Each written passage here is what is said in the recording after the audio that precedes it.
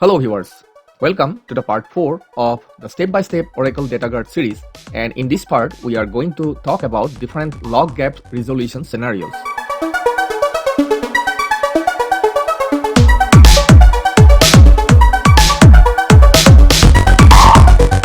So viewers, in this series I am covering various topics on Oracle Data Guard like architecture, implementation, administration, management, monitoring, etc., which I am listing below. Each of the topic may need one or more tutorial to cover it completely. I assume you are already an Oracle DBA or familiar with at least the basics of Oracle database architecture. I will keep everything simple so there won't be any difficulty in understanding the concepts even if you are a beginner. Please note that whatever commands I am using in these tutorials, they are all available in a shared document in my Google Drive. You can access that using a link provided in the description of this video below. Moreover, as I am using Oracle Enterprise Manager extensively in this whole series, if you want to learn more about OEM and become a master in OEM, starting from installation monitoring, alerting, upgrade, patching, etc., please watch my 16-part YouTube series named Mastering OEM, for which I have given the link in the description of this video below. So far in this series, in part 1, we created a physical standby database using OEM 13c.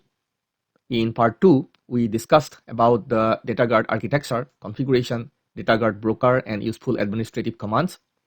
In part 3, we learned how to use OEM for administering DataGuard, switchover, failover, range state, monitoring, and alerting, etc. using OEM. If you have not watched the previous parts in this series, I suggest you watch them first to get a better understanding on what we are going to discuss in the next. In this part, we are going to learn about different log gap resolution scenarios. So in this video, we are going to talk about these 5 situations when a log gap is developed between the primary and the standby and how we can resolve that. The first one, when the log apply is stopped in the standby. Second one, when the log transport is stopped or deferred in the primary. Third one, archive logs deleted from the primary with a backup but before shipping to standby. Fourth one, archive logs deleted from the standby before applying with backups available for the archive logs. Fifth one, archive logs deleted from the standby before applying with no backups available. These 5 scenarios cover almost everything, and if you understand these scenarios or can handle them as required, you can pretty much recover from any disaster and bring your standby database into sync with your primary. I will explain all these scenarios with some demonstration and how the gap can be resolved either automatically or manually. Before I start the demonstration, let's first get familiar with the environment. I am doing all these demonstrations in my virtual environment created using Oracle VirtualBox virtual machines. For the DataGuard primary and standby databases, I am using Oracle Database version 19.3, and for monitoring and management, I am using OEM version 13.5. All the virtual servers have the 64-bit Oracle Linux 7.9 installed. If you want to create your own virtual learning environment using Oracle VirtualBox virtual machines, please watch my tutorials using the link given in the description of this video below. Here is a recap before we proceed. So I have my 2 Linux servers named Linux 1, which is my primary server, and Linux 2, which is our standby server. And the primary server has the primary database with the name testdg, for which I have already set up the environment, and we will simply call the DataGuard manager command prompt. From here, I logged in as sys, and I'll use the command show configuration, and we see that the testdg1 is currently the primary database and testdg2 is the physical standby database, and our DataGuard broker configuration is working fine. Now let's go back to our OEM console. I will log in to my OEM system using sysman user, and then I will list out all our target databases.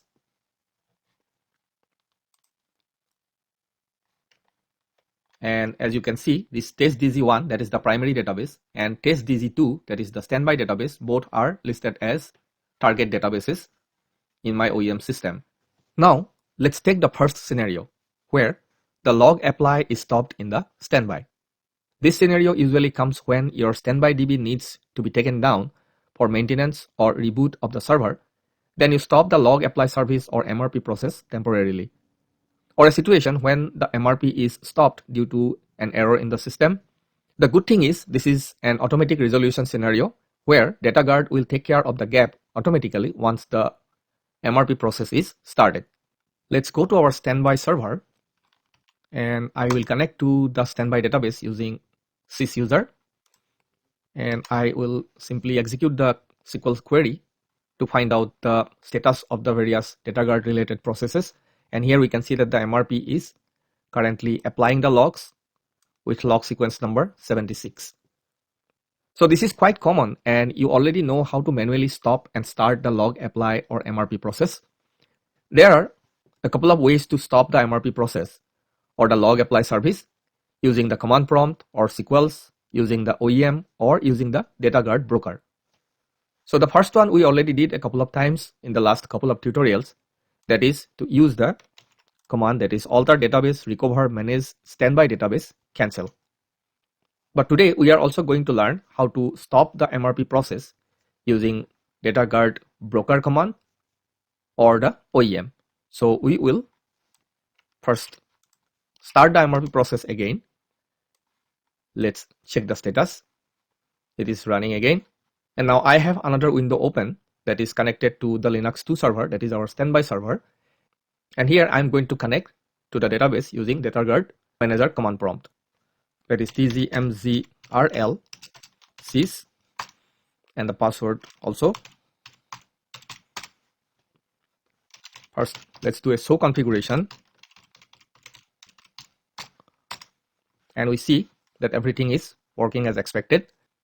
And here we can see a little detail about the databases participating in this configuration using show database verbose and the database name. Here we are interested to see the standby database, and it gives all the details where we see at the top section that currently the apply operation is on and we want to stop it. To do that, we will use the command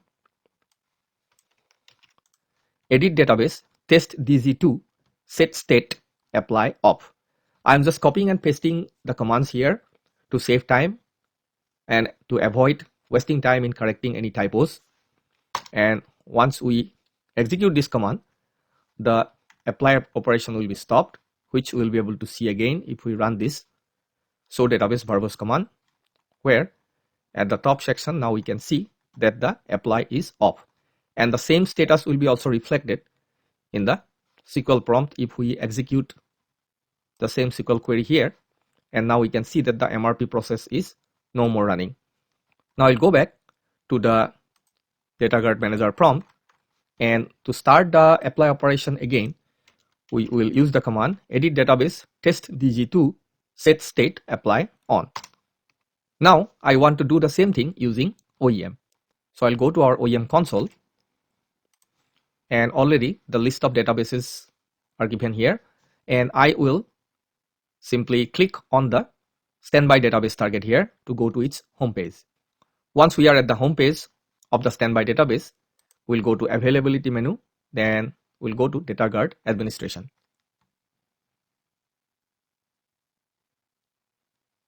And then, as in the standby database section, we have only one standby, that is the test dg2, which is already selected. We will click on the edit button. And here we see that the redo apply services under this section, we have currently the apply on is shown there, and we'll simply select the apply off and then click on this apply button. It will take a couple of seconds and the operation is completed.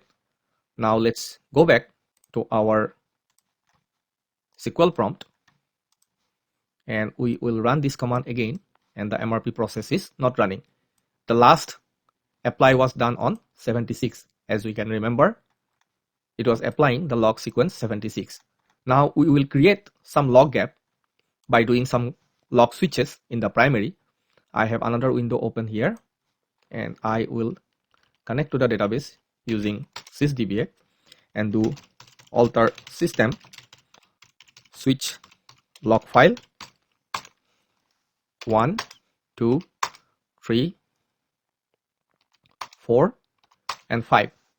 So the log sequence should be advanced by 5 logs. Doing archive log list will give us it is currently at 81. And if we go back to the standby databases SQL prompt, we'll see that it is still receiving, that is the RFS process is active, but it is not applying because the MRP process is down. It means our logs are not going anywhere. As it is generated in the primary side, it is getting shipped to the standby side because log shipping service is not yet stopped. Only log apply service is stopped.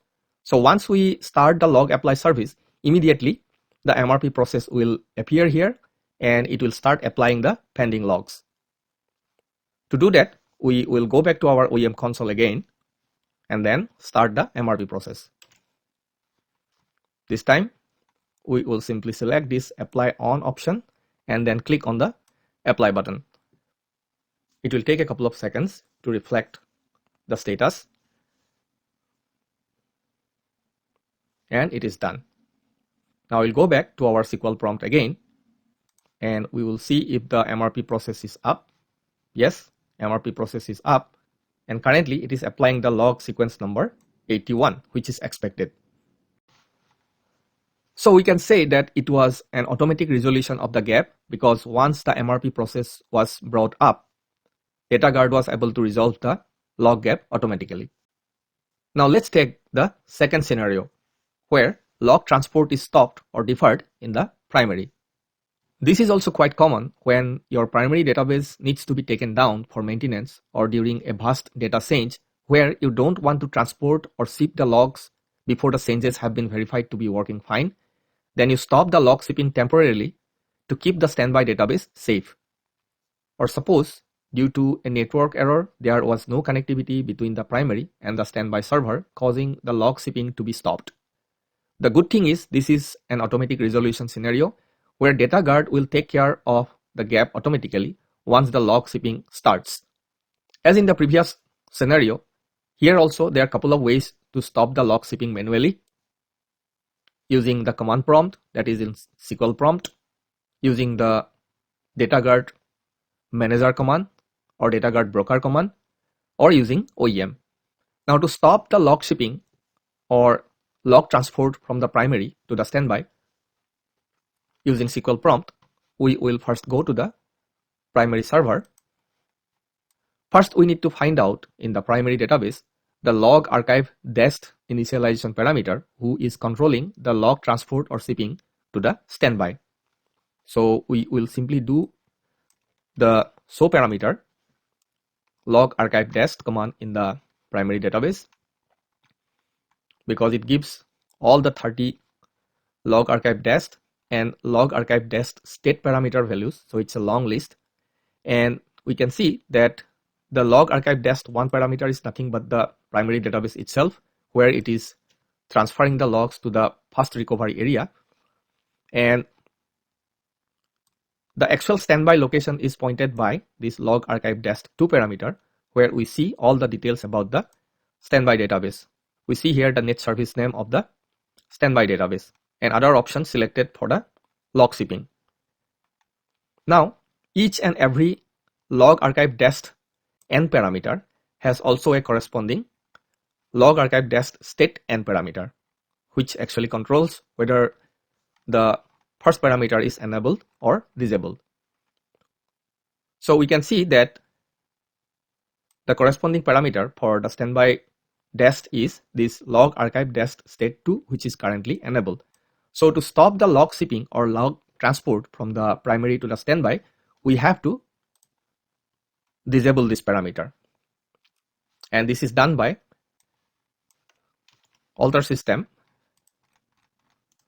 set log archive dest state 2 equals to defer. You see this is not disable, it is called defer, and scope equals to both. Once we hit enter, Let's check the status again, and this time we can see that the log archive dash state 2 is in defer state. Now if we go to the standby database's SQL prompt and execute this query, select process status sequence hash from managed standby, so it is still applying the logs that it received so far. But if we go to the primary database and do a couple of log switches, say first we'll see what is the current log sequence. It is at 81, and we will do a couple of log switches using alter system switch log file. We will do 5 log switches here, 5, and the log sequence should be at 86 now. Yes, and if we go back to the standby database and run this query again, we'll be able to see that the MRP process is now waiting for the next log sequence. Earlier it was in 81, now it is waiting for 82, because the logs were generated in the primary but they were not shipped to the standby side yet. As we change the status of the parameter responsible for sending the logs to defer. Now you can validate the same by going to the primary database's FRA location, show parameter recovery, and this is the location. Let's open another OS session to the primary server using Oracle. Let's make the screen a little bigger, and here we will go to the location,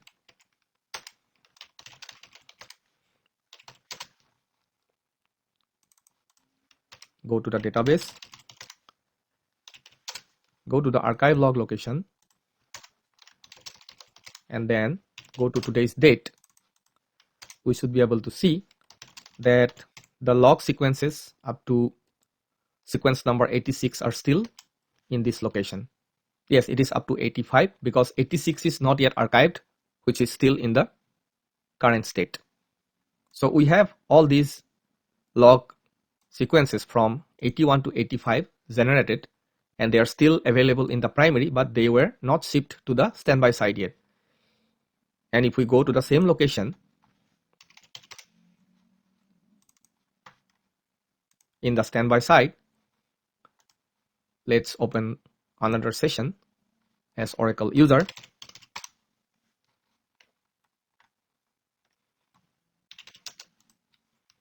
We have to make a little change here because this is the unique name, which is testdz2,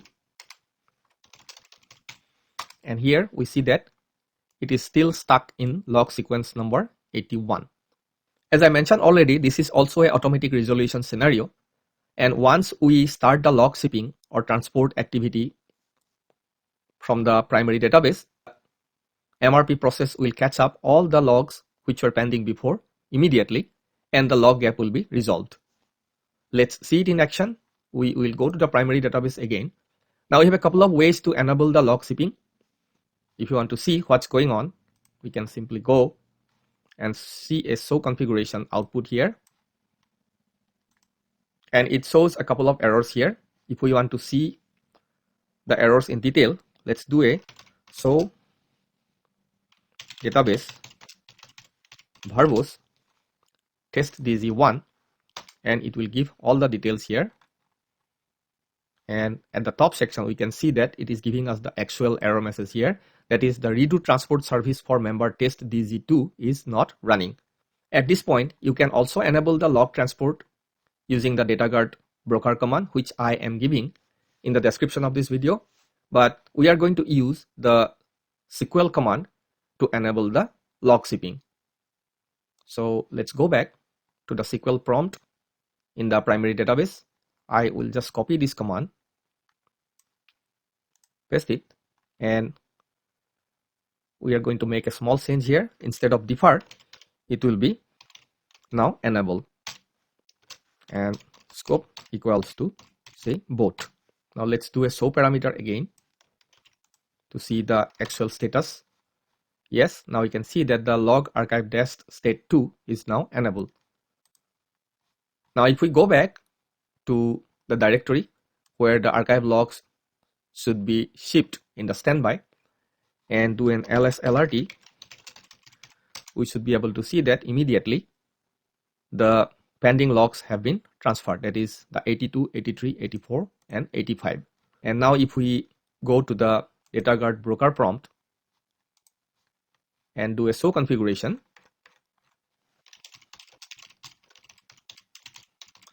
the error should go away.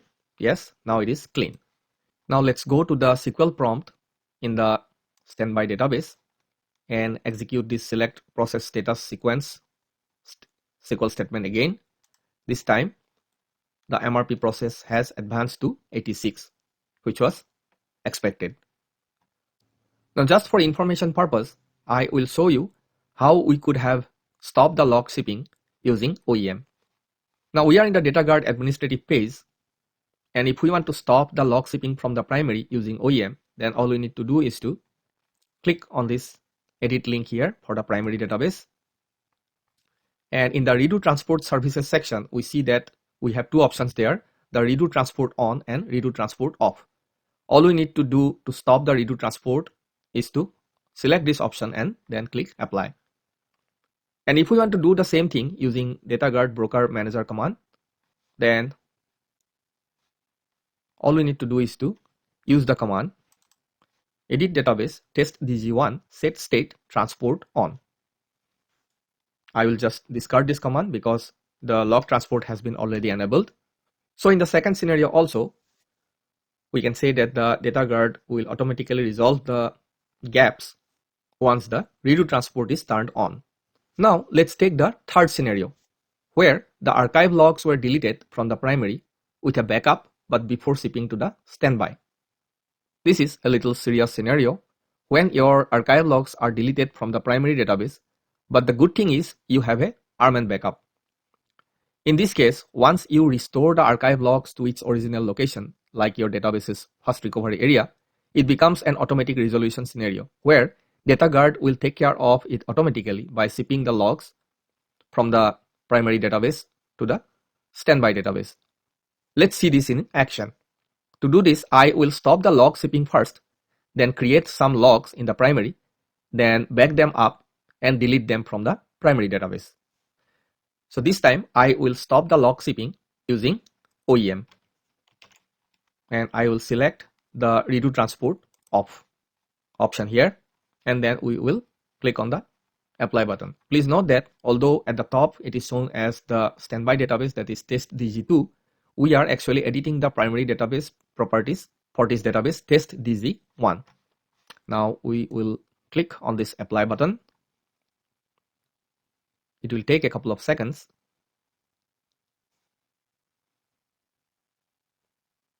Please note that we are doing the same activity as we did in the last scenario, where we stop the log shipping using alter system set log archive dash state 2 to defer. Now the redo transport is off in the primary database. Let's go to the SQL prompt and we'll do a couple of log switches. Alter system switch log file 1, 2, 3, 4 and 5. Let's check the current log sequence in the primary using archive log list, and it is currently in 121. Then we'll check the current status of the MRP in the standby. Let's go to the standby server. I will connect to the standby database using SQL prompt, and here we see that the MRP is still waiting for the log sequence number 117, meaning it is behind the primary by at least 4 log sequences, because in the primary the current log sequence is 121. It is because the primary has not shipped those additional logs that we created using the alter system command. To validate, let's go to the archive location of the standby database. First check what is the archive location within the first recovery area. Let's copy this path, change directory to the first recovery area. Under that, name of the database. Under that, archive log, and we have to go to the directory created with today's date, do an lslrt, and yes, we see that the last log sequence that it received is 116, and all those 5 log sequences that we created from 17 to 21, those were not yet arrived at the standby site. Now let's go back to the primary database's archive log area. Let's do a show parameter recovery. Let's go to the first recovery area. Under that, name of the database, then archive log directory, and go to the directory with today's date, and we see that all these remaining archive logs are lying there, 17, 18, 19, and 20, and the 21 is still current, which we can see here. Now we will back up the archive logs using rman. Before taking the backup of the archive logs in the primary, let's take a look at all the archive logs which are present in the archive location, and we see that a couple of more archive logs generated recently. So we'll have to take a backup of all these available currently. So let's connect to the primary database using rman, and then we will use the command backup archive log from sequence 114 until sequence 124.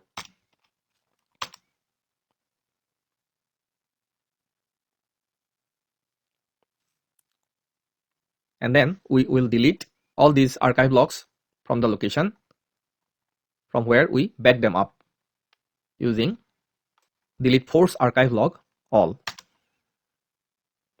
It will ask for a confirmation. Whatever archive logs were present, those were all deleted now. And right now, there are no archive logs available in this location. Now we'll go back to the standby and take a look at the MRP process status. It's still waiting for log sequence number 117. Now let's go back to our OEM console and enable the log shipping. And in the primary database's properties, we will select this redo transport on option and then click on the apply button. It will take a couple of seconds to reflect the latest status. And as usual, it is complaining that it cannot resolve the gap, and the reason we'll be able to see. Let's go back to the standby databases archive location and do an lslrt. We see that it still has the 3 old archive logs and it has not received the recent archive logs. Those were generated after the log sequence number 116. Even if we have enabled the log transport, it is because those archive logs are no more available as we have deleted them. We will again connect to the primary database using rman, and then we will restore those log sequences on which the standby is still waiting. So we know that the standby is waiting for the log sequence number 117. So we will restore those all the archive logs from 117 onwards. So we'll use the command restore archive log from sequence 117.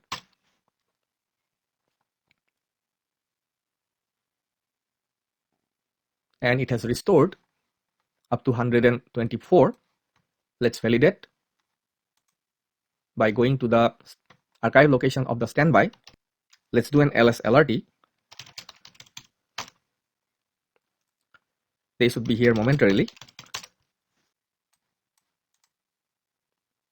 And yes, now we can see that all the log sequences from 117 onwards, they are now available in the standby databases archive log location. Now let's go back to the SQL prompt and see what is the status of the MRP. And we see that MRP has applied all the log sequences up to 125, which is the latest one. So now it is in sync with the primary. So we can say that this third scenario is also an automatic gap resolution scenario. Even if the archive logs are deleted from the primary before they were shipped to the standby, if we have a backup and if we are able to restore them to its original location in the primary, the moment they are available in the primary, those archive logs will be immediately shipped to the standby, and the MRP will start applying them from where they were left off. Now let's take the fourth scenario, where archive logs are deleted from the standby before applying with backups available. This is also a little serious scenario when your archive logs are deleted from the standby after they have been shipped but before applying in the standby. Let's assume your archive logs are still available in the primary, or if not, at least you have an armed backup of the archive logs. But for the automatic resolution to work in this scenario, there is a very important initialization parameter that takes part here, which is called the file server. If you remember earlier in this series, in part 2, we talked about DataGuard related parameters, and I mentioned about these two parameters called file client and file server. File stands for fetch archive log. File client parameter refers to the client or the requester who needs the archive logs, that is the standby database itself.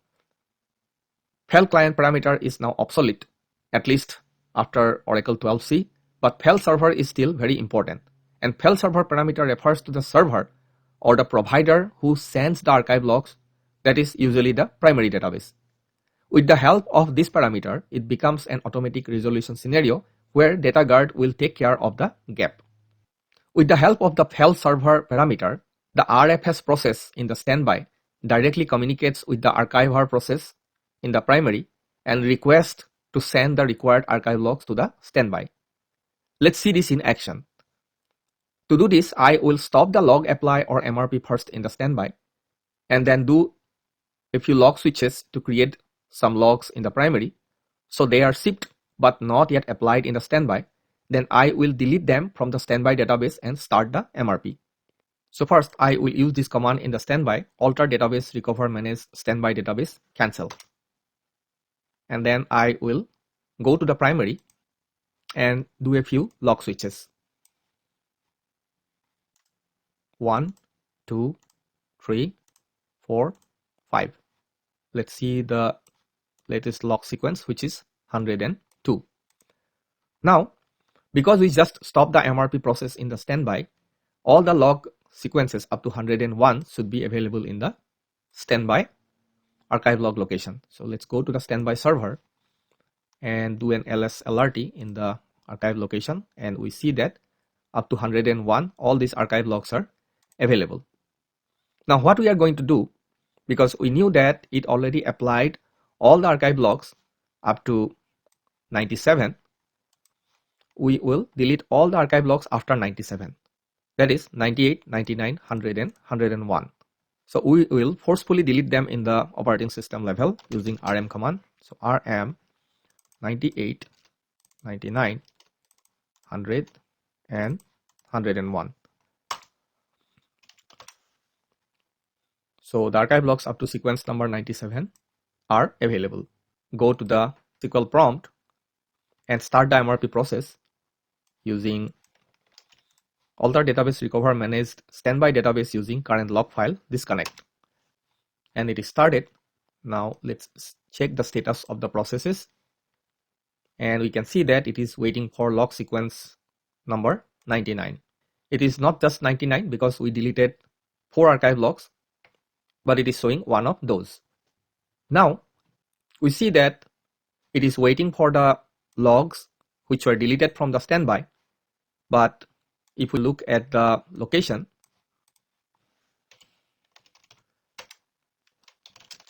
we should be able to see all those logs are still available there. 99, which is currently being awaited, 100 and 101 is also there, but they are not available in the standby. Why? It's because although the logs are there in the primary, it won't send it again unless it is requested by the standby, because the primary knows that it sent those logs to the standby one time before, And unless there is a repeated request or duplicate request, it is not going to send them again. And for some reason, suppose you don't have the archive logs available in the primary anymore, those were deleted, but fortunately you have a backup. And if you restore that backup for all those archive logs which are being awaited, even then also those archive logs will not be shipped to the standby site by the primary, because the primary knows that it already sent them one time before. Then what is the solution? First, we will check the file parameter settings. So let's go to the standby database and see the status of the file parameters. So show parameter file, and we see that the file client parameter, which is already an obsolete parameter, we don't have to set any values here, but the file server is also blank, which is not good. So we have to set this parameter so that it knows that from where the missing archive logs should come, and we have to set this using the net service name of the primary database. So I am pasting this command here, then I will explain. That is the alter system set file server, and within this single quotes you are able to see that this is nothing but the TNS entry or the net service name of the primary database, and we are using scope equal to both. Now once we set this parameter, let's check the file parameter status again, and now we can see that the file server is turned on, and now we just need to wait for the magic. And if you are able to see in the operating system folder where the archive logs should be there, let's do an ls lrt. Yes, we see that 101 and 100 are there. Let's go back and see what is the current log sequence in the primary. We see that it's 102. So all the missing archive logs are now available, and this magic was done by this file parameter. So now you understand what is the importance of the file server parameter. Now let's see if the MRP process in the standby server is able to catch up all the pending logs. Let's go to the standby database SQL prompt and use the same query to find the status. We see that the MRP is currently applying the logs, and the log sequence is 102. So we can say that the fourth scenario is also an automatic gap resolution scenario, but all you need to make sure is that the file server parameter is properly set. And that's the parameter using which the RFS process in the standby database will directly communicate to the archiver process in the primary, and it will ask the archiver process to send the missing archive logs to the standby database. It may be a duplicate request, but the primary will send those archive logs which were requested by the RFS process. Now let's talk about the fifth scenario, where the archive logs are deleted from the standby before applying with no backups available. It does not matter from where the archive logs were deleted. It may be from your primary database before they have been shipped, or from the standby after they were shipped. But if the archive logs were deleted before they have been applied in the standby, it's a real serious situation, but it is recoverable. To recover from this situation, you need to understand a few things which I am explaining in the form of a diagram. Once you understand this, you can bring back your standby to life. Now in this diagram, you see the logs are getting generated in the primary database in Chicago data center and shipped to the standby database in Denver data center. But due to some issues, log sequence number 4 and 5 were deleted before they were applied in the standby, causing a log gap. Even if the subsequent log sequences starting from 6, 7, and 8 were available in the standby side, they won't be applied because MRP cannot just jump skipping the sequence number 4 and 5. Unfortunately, you don't have the logs available in the primary or in the standby database, and also you don't have any backups like we did in the previous scenarios. In this situation, the quickest solution is to see until what SCN or system change number the standby was synced up with the primary and take an incremental backup from that SCN in the primary, and then take the backup to the standby and recover the standby using that backup. Here we see that the log sequence number 3 was applied in the standby that corresponds to the SCN number 30,000. So we'll have to take an incremental backup from SCN number 30,000 in the primary.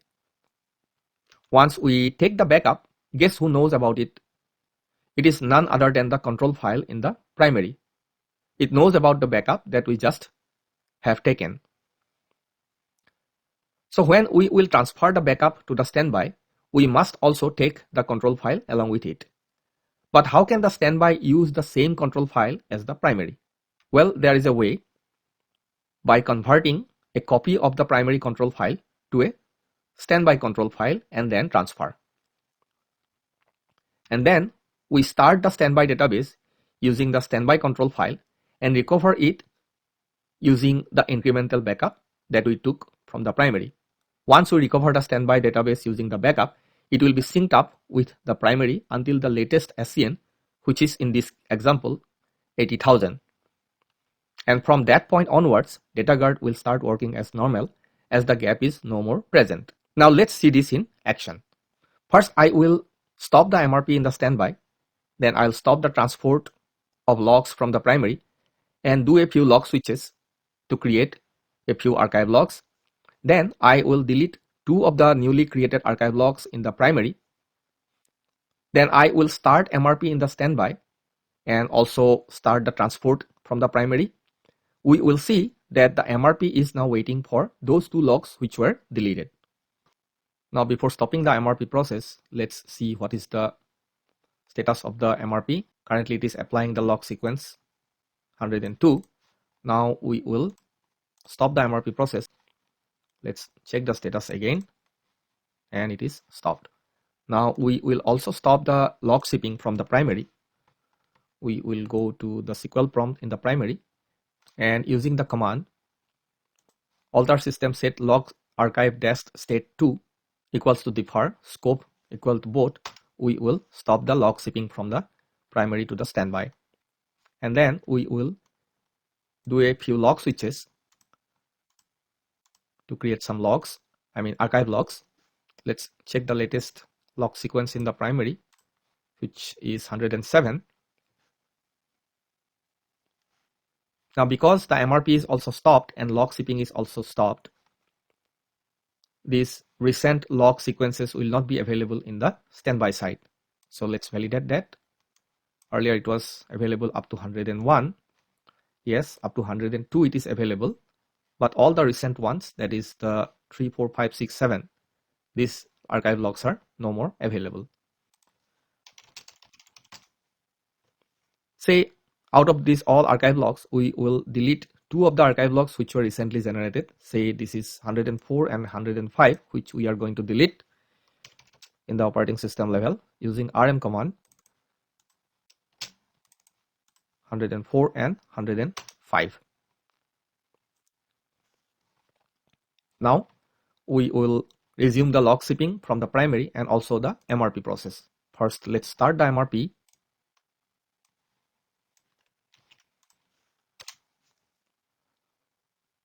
Using alter database recover managed standby database using current log file, it is started and it is stuck in 103 now because 4 and 5 we deleted and 6 is available, 7 is available, but it cannot jump to those without resolving this gap of 104 and 105. Now also we will enable the log shipping using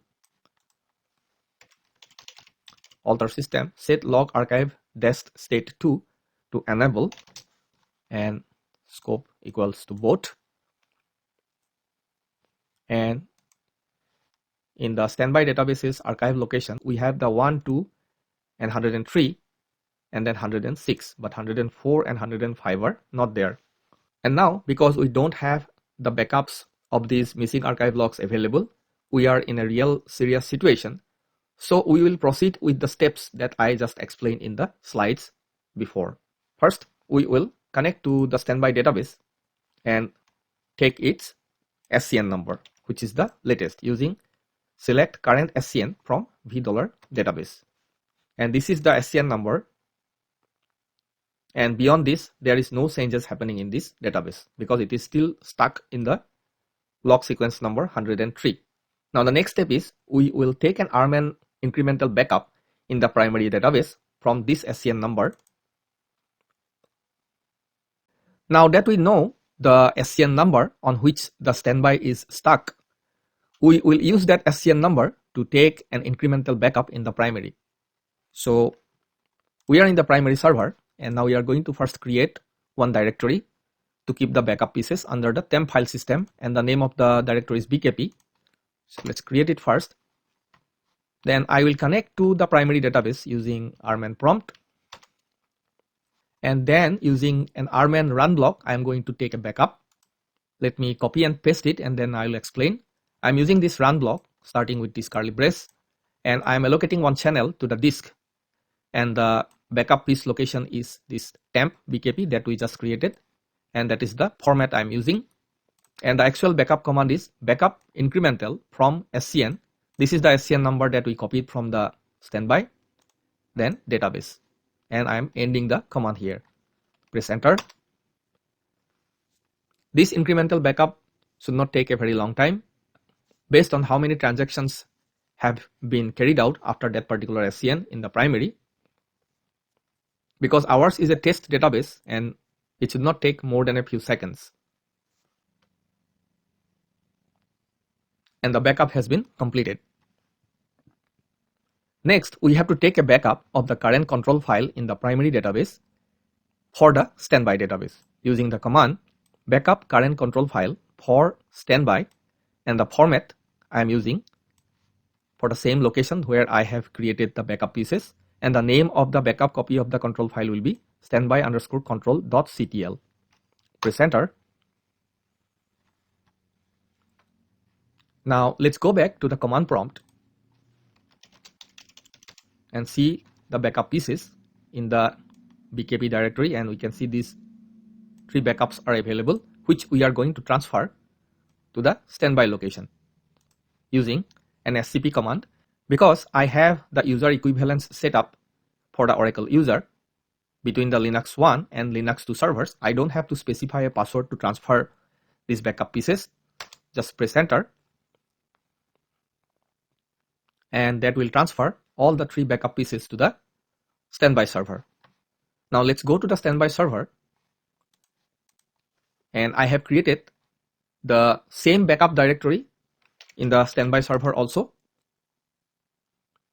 You can have a different location or directory in the standby server, in which case you have to catalog the backup pieces to let the control file know about the new location. Just to avoid this extra step, I am creating the same directory structure in the standby server also for the backup pieces. Now let's do an lslrt. Yes, all the backup pieces are available. Next, we will shut down the standby database, which is currently in the mount state, using shutdown immediate. Next, we will start up the standby database in no mount mode, and the database has been started in no mount mode. Now we exit from here and connect to the database using rman.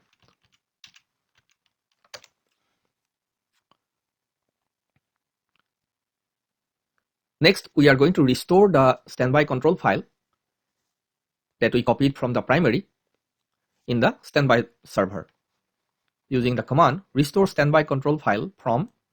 This is the location where the copy of the backup is available, and we will simply press enter, and the standby control file has been restored to its designated location. Now we can mount the database using alter database mount. Now at this point, there is a very important thing to consider. That is, we have start up the standby database using the control file which we backed up in the primary. So this control file does not know the locations of the data files in the standby. Usually, the standby data file locations are different than the primary. For example, if you see, the control file location has a particular string as testdg2. So we have to let the control file know about the location of the data files in your standby database. If you are using the same directory structure or file locations in the primary and in the standby, then you don't have to do this step. As in my case, it is different. So I have to catalog the data file locations using this command, catalog start with u001 app oracle aura data test dg2 data file. This is the data file location in my case. Press enter.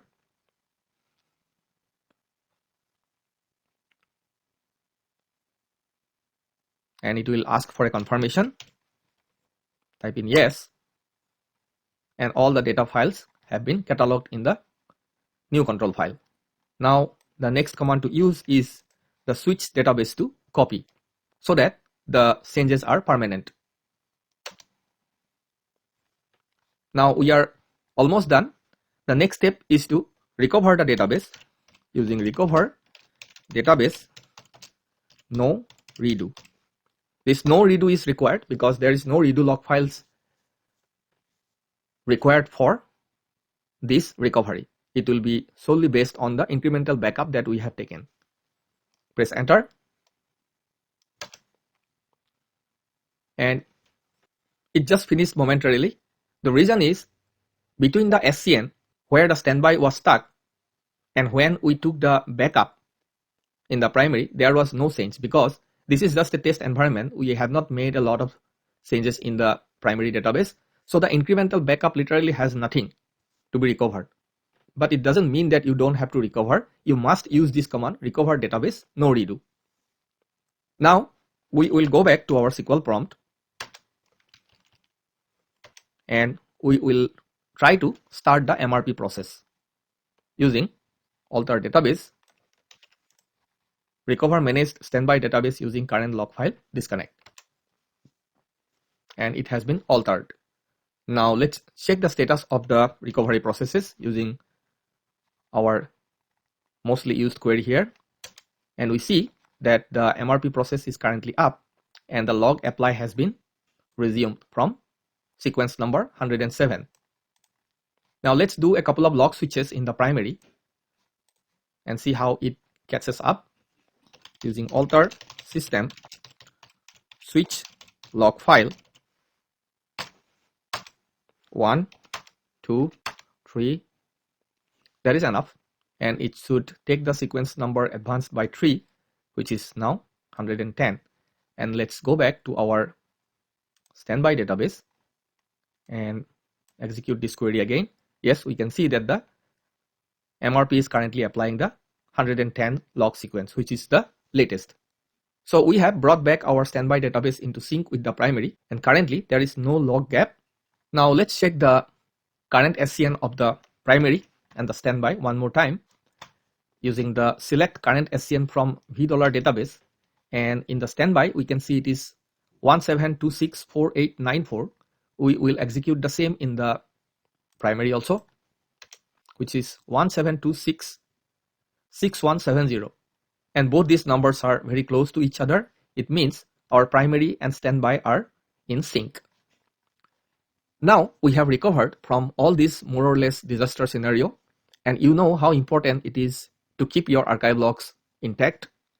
But is there a way we can protect the archive logs until they are backed up, or at least applied in the standby? Well, yes, there is an RMAN backup policy that can protect the archive logs. Let's see that. Let's exit from the SQL prompt and connect to the primary database using RMAN,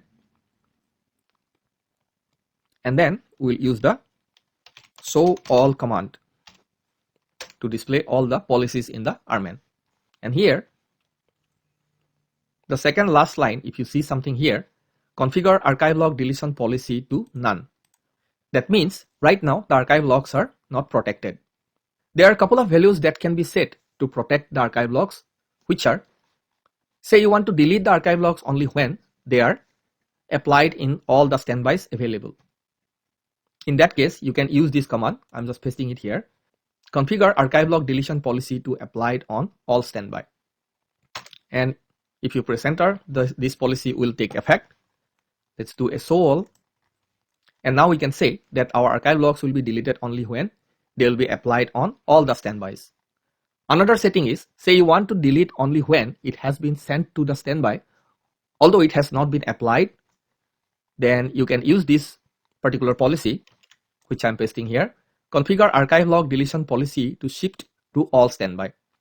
It means It will be eligible for deletion only when the primary database knows that the archive log has been at least shipped to all the standby locations.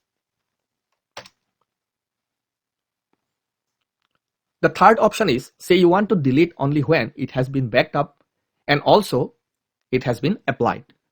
In that case, you can use this particular policy, which I am pasting here, that is configure archive log deletion policy to backup one times to disk or whatever backup media you are using, then apply it on all standby.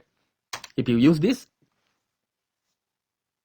then it is going to give us a different level of protection. So these are all different types of archive log deletion policies that you can set and protect your archive logs from getting deleted. So I'll set it back to the first one, which is my favorite, that is configure archive log deletion policy to apply it on all standby.